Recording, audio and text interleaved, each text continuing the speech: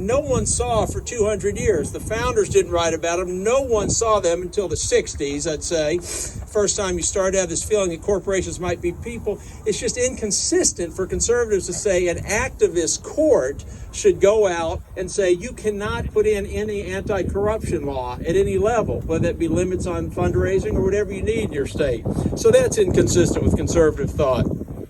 To that vein, conservatives generally will say that they think government closer to the people is better able to enact what a community needs, local government versus federal government, etc. This is almost conservative dogma.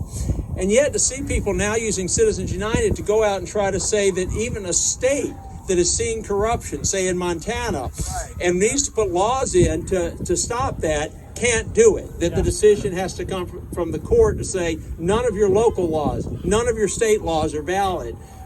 So the idea that government needs to be close to the people is completely thrown out the window by this whole train of thought. And I'd say this, President Trump in the midterm elections actually was only the second president besides FDR to take out 4 U.S. senators from the other party. One he didn't take out was Jon Tester, though, in Montana. And if you look at that campaign, Jon Tester, just about every stop said, I want to talk about one endorsement I have. It's from a group called End Citizens United. And all the people who voted for Trump in Montana to drain the swamp said, yeah, I like a guy who's endorsed by a group that wants to end Citizens United. I mean, this is in a pure red state. So that gets to the last argument. There's some conservatives who omit on all those other issues, judicial activism, the local government, etc., that Citizens United is bad policy, but they'll get that, but I think it helps us in elections.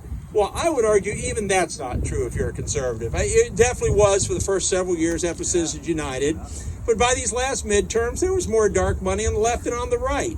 I mean, if conservatives think they're going to outbid the guy they seem to hate the most, George Soros and Michael Bloomberg and Tom Steyer, they're not going to even win that bidding war. So even the selfish argument about some Republicans that I think this is going to help us win, I mean, Trump was outspent 2-1. I think it's actually bad politics for conservatives if you're really a conservative and not just part of an establishment. So much more importantly, it's terrible policy, but I think it's even bad politics. And I think rank and file conservatives get this. That's why they're joining groups like Take Back Our Republic. And on these issues, we look forward to working with everyone here to change this policy.